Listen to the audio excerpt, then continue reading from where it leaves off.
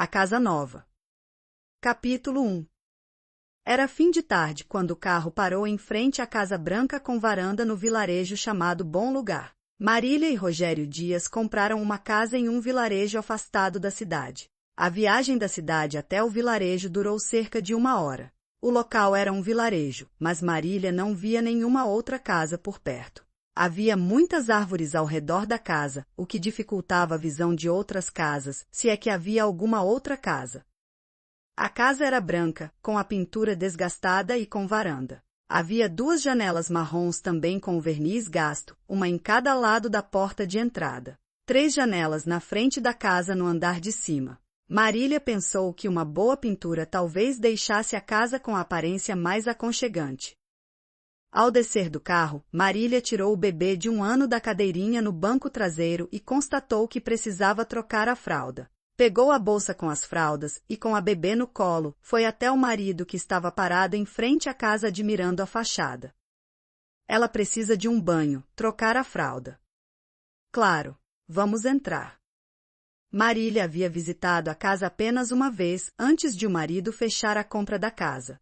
Para sair do aluguel, o marido decidiu comprar uma casa com valor abaixo do mercado e afastada da cidade. Marília sabia que precisava apoiar o marido, mesmo não gostando da situação. Uma equipe já havia feito a limpeza e o caminhão da mudança já havia deixado os móveis na casa. O casal agora teria o trabalho de organizar e redecorar a casa, o que poderia até ser divertido. Mas, enquanto Rogério estava animado, Marília estava preocupada com a distância, visto que o marido teria que ir de carro para o trabalho e ela ficaria isolada com a filha. Rogério havia organizado os móveis antes de trazer a família para a casa nova. Ao entrar, Marília viu que o marido havia se esforçado para deixar a casa o mais confortável possível. Marília pediu ao marido para que segurasse a filha enquanto preparava o banho. Enquanto dava banho na bebê, Marília repetia para si mesma: anime-se.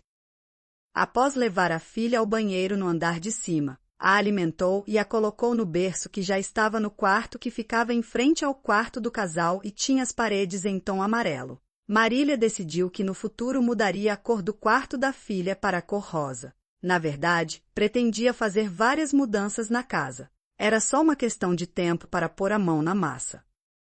Ao descer, viu que o marido já estava na cozinha, que era um pouco escura, e mesmo com os equipamentos modernos dava a impressão de estarem numa cozinha do século passado. Estava preparando alguma coisa para o jantar. O que você está fazendo para o jantar? Bem, eu fiz macarronada porque foi a única coisa que eu achei para fazer mais rápido. Tudo bem, estou faminta mesmo.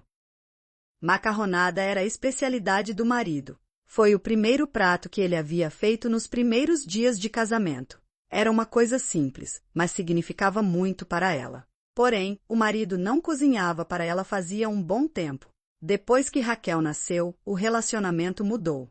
Toda a atenção que dedicaram um ao outro agora estava voltada para a filha. Era raro conversarem sobre assuntos que não fossem relacionados à criação da filha. Marília reconhecia que não dava tanta atenção ao marido e recusou várias vezes os convites para passear com ele devido ao cansaço físico por cuidar da casa e da filha. Até que Rogério parou de convidar. Ela sempre tinha medo de falhar como mãe, mas deu-se conta de que deixou seu lado esposa de lado.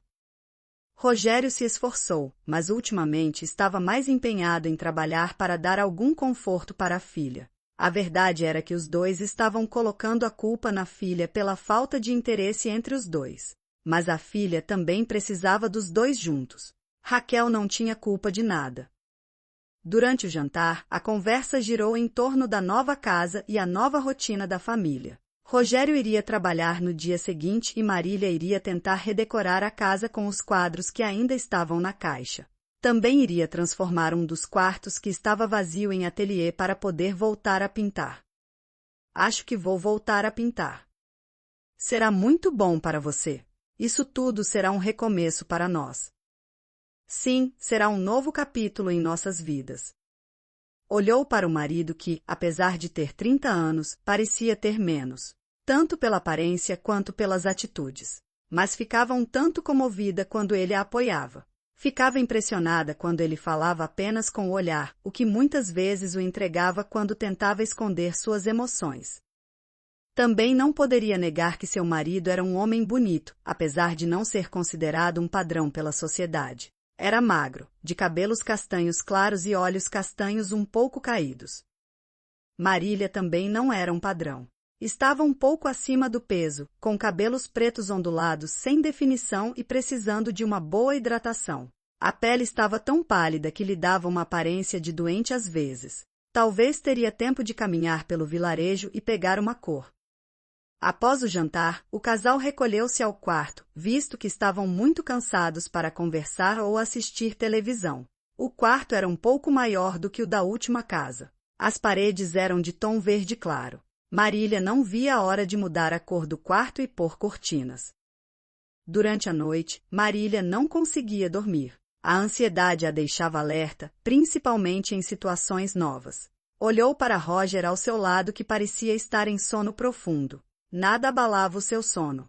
Que inveja! Olhou fixamente para o teto e a mente começou a trabalhar acelerada. Pensava em como seria sua rotina, o que faria se precisasse ir até a cidade, o que faria se... Algo interrompeu seus pensamentos. Ouviu um barulho. Pulou rápido da cama e foi até o quarto da filha, mas a filha estava dormindo tranquilamente. Ouviu novamente o barulho que vinha do andar de baixo.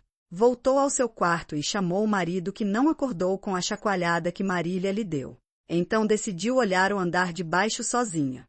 No escuro, desceu as escadas devagarinho para não fazer barulho e alertar quem estivesse ali. Ao pé da escada, ouviu o barulho novamente que vinha da cozinha.